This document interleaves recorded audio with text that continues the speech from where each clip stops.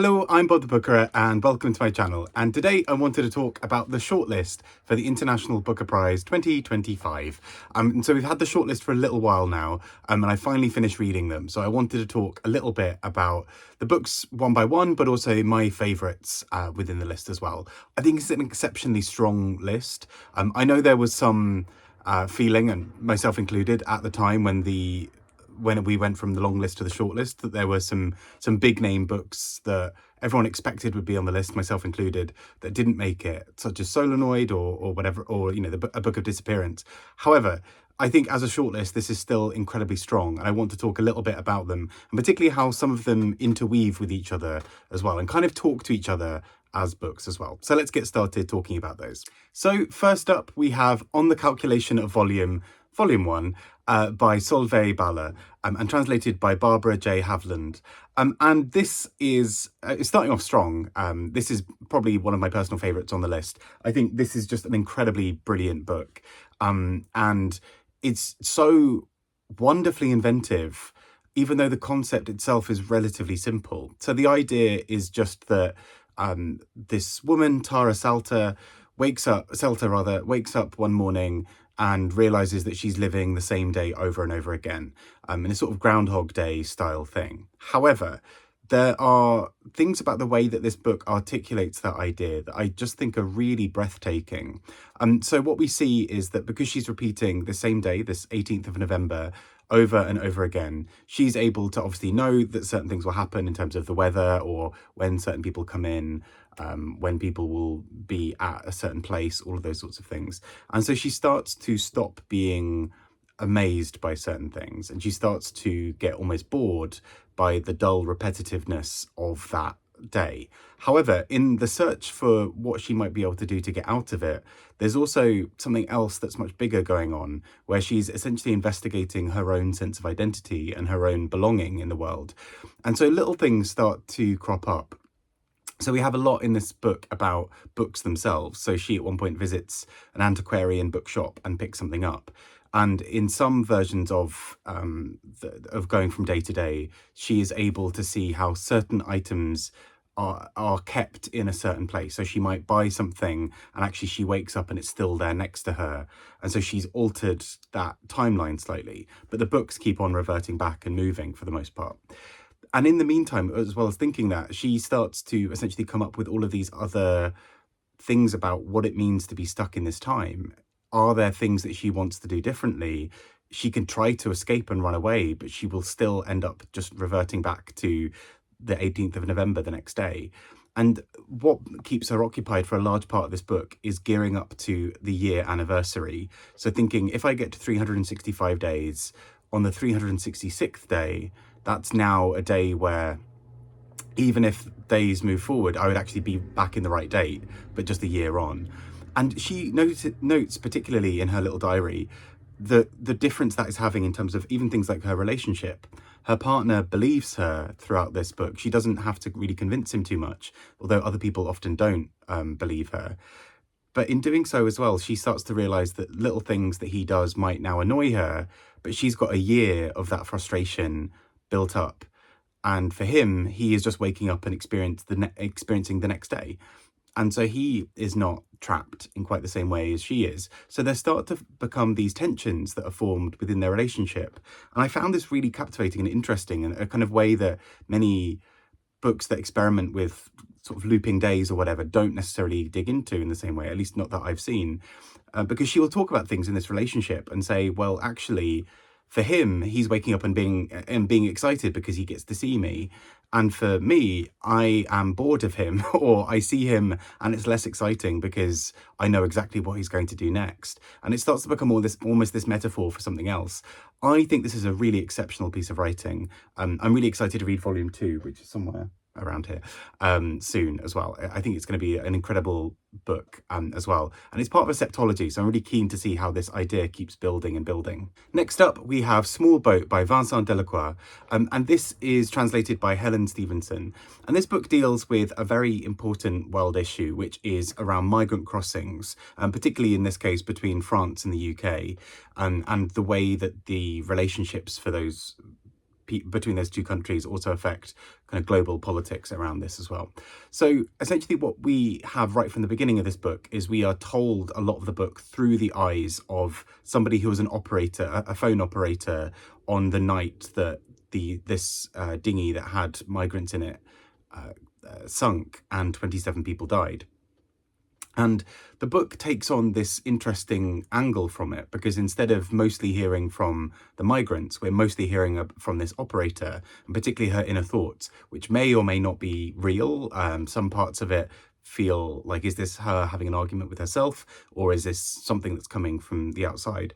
But she is in many ways trying to justify her decisions on the night. And we slowly come to realize increasingly how many of her decisions were perhaps not good in various ways, essentially. That's to put it mildly. But the idea that at one point there is a boat nearby that maybe could have saved them and she didn't do anything. She at one point says something along the lines of, well, I didn't ask you to cross. Nobody asked you to cross.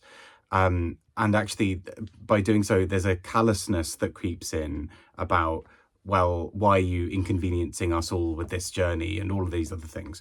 And that itself, I think, as a book, then really comments on the micro and macro politics of the world, of this is a very small instance of a much bigger thing. If she's commenting on why these people have left their home countries, and seems to have this callousness of, well, don't come here, it speaks to wider socio-political life about, well, actually, what is it that nations should be doing instead? And she's almost suggesting solutions for these other nations, but also abnegating any responsibility for what she did on that night.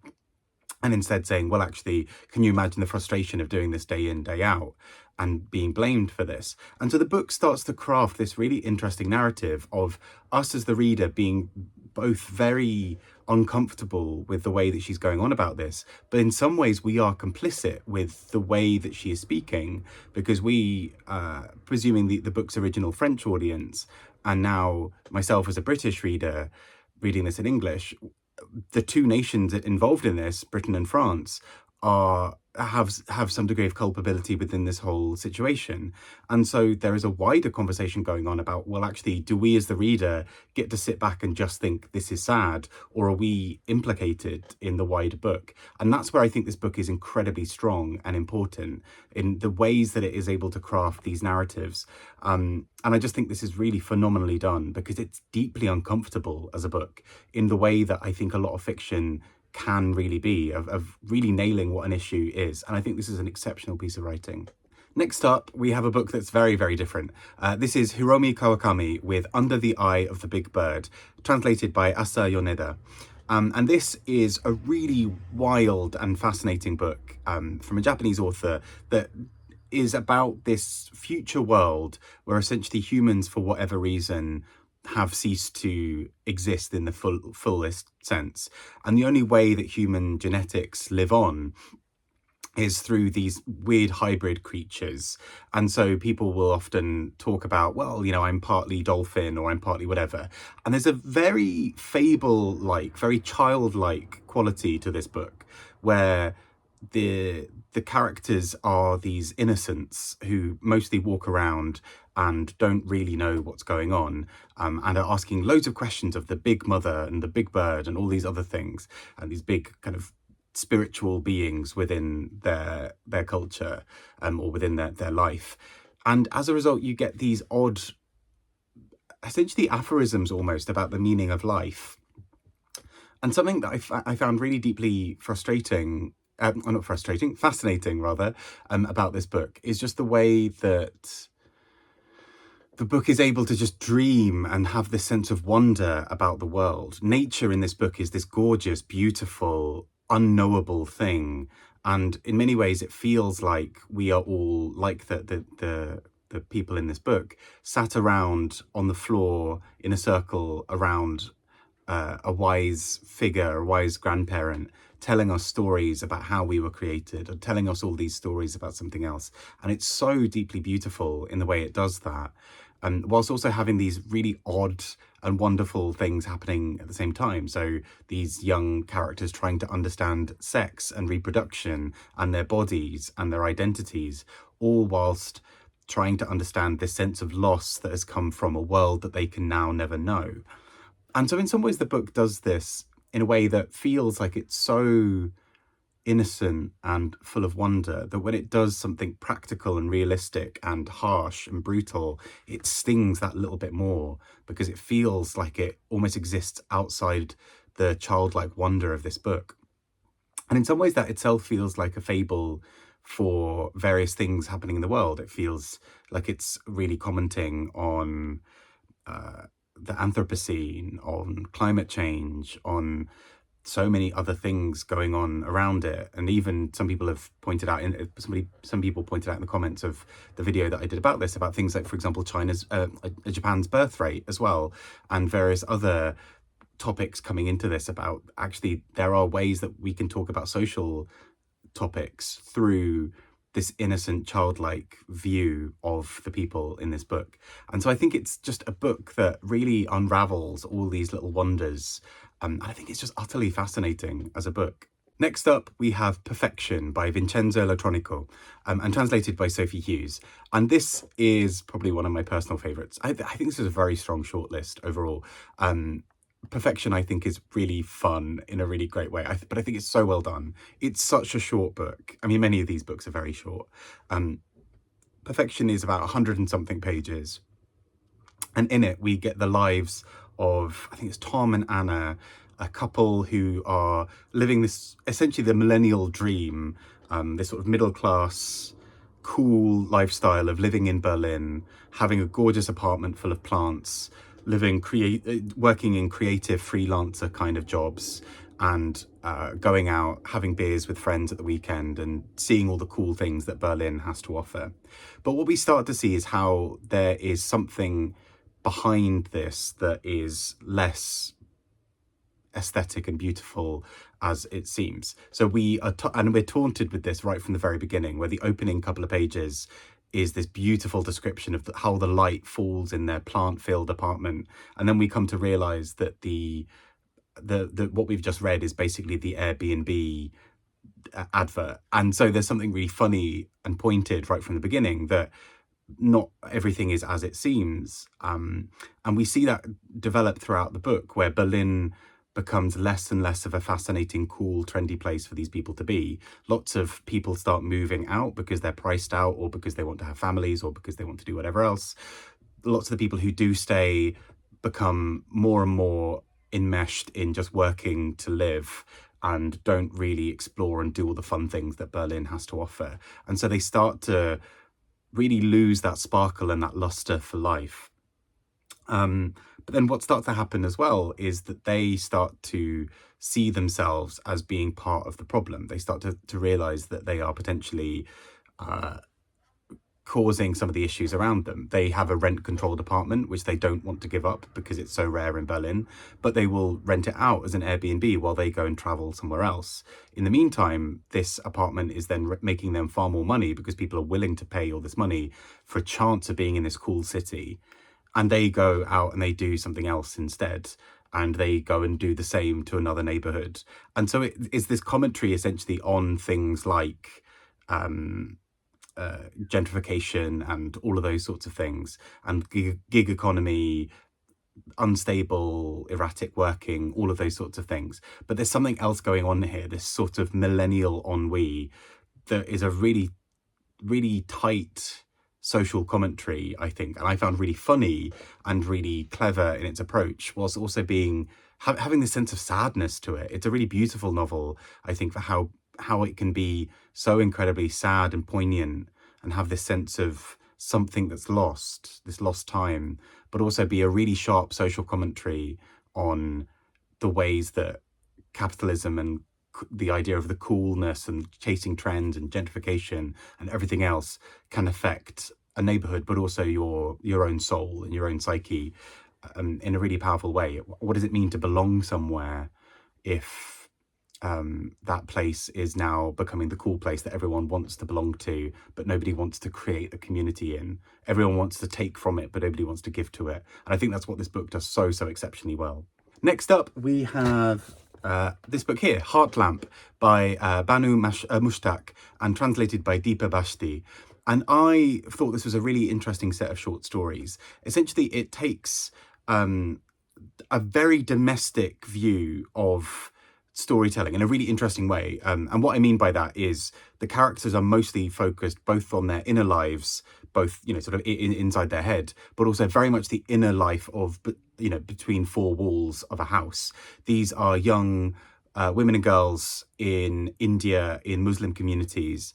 And the book looks at various different ways that their upbringing and the world around them really shapes them, but is so interestingly focused, I think, on four square walls of what it looks like to have various things that tie you to the home. So there are short stories in this about polygamy, for example, and about having multiple marriages and what that might mean for some of the women involved in this. It has stories about the promise of marriage and what it looks like to have your worth dictated, as it is in many societies, by the idea of marriage. The idea that as soon as you become married, that's your duty, that's what you've done, that's your big achievement in life. And what does it look like to be someone who is caught within that and doesn't necessarily want that? And so I think there's something about the tightness of this book that I found really captivating, that although these are short stories about different characters and spread across them, there's a thematic link where there is a tightness of focus, where I was sort of realizing this about 3 or 4 stories in, where I realized we hadn't really seen much of the outside world. We'd had descriptions of gardens, we'd had descriptions of beautiful smells from kitchens, and beautiful smells of things happening outside the house. But we very rarely see the characters in these stories leave the house. And if they do, it's often to do something that's a very domestic chore. They go somewhere to buy something to bring it back to the house. And in some ways, there's something about the way the book is able to contain these narratives to the house that becomes this other commentary that I thought was really fascinating, of how these characters are both have an agency and a power to them, but also have that often challenged or taken away from them. And so it's always a fragile point of contest. Essentially, it's always something that they are looking for or chasing or having to defend. And I thought that was a really fascinating element about this book. Last but not least, A Leopard-Skin Hat by Anne Serre and translated by Mark Hutchinson. And this book really took me by surprise, actually. It was very different to what I thought it was. I don't think I'd read that many descriptions about it, and I saw a few people love it and a few people not get on with it.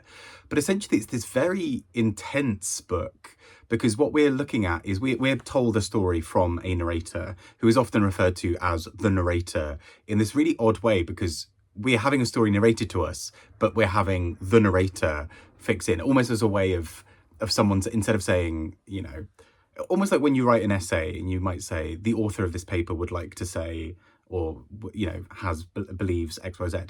The narrator refers to himself as the narrator. And this sometimes looks clunky, but I think it serves a really interesting function. Because what it does is it is a way, seemingly, for the narrator of this book to separate him from some of the very big feelings that will come out of this story.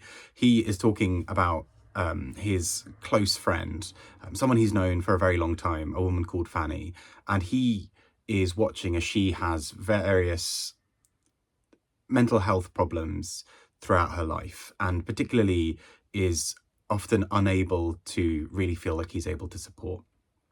So he's watching at a distance. And in some ways, I think this is where the narrator element plays in really cleverly, because he is always watching at a distance and saying, well, the narrator did this and took her here, and we went here and we spoke about this memory together. But there's a detachment, and not because he doesn't feel anything for her. In fact, we're told regularly how much he cares about her.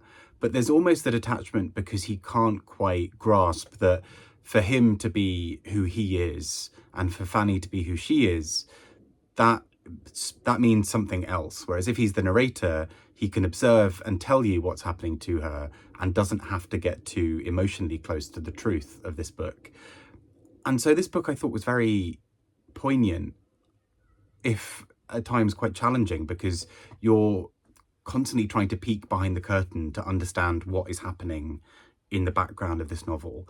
And I just thought it was really stunningly done in parts of this. It's again a very short book, as many of these, almost all of these books are, and yet there are these small fragments where something happens and then the next chapter starts and it's slightly moving on from that, and there's something in the gap between those chapters, or in the gaps between sentences, of what is left unsaid, that I think is where this book really sparkles. It leaves a few things, a few, trails of crumbs for you, and then steps back, much like the narrator is stepping back away from this painful narrative that he has to tell you about.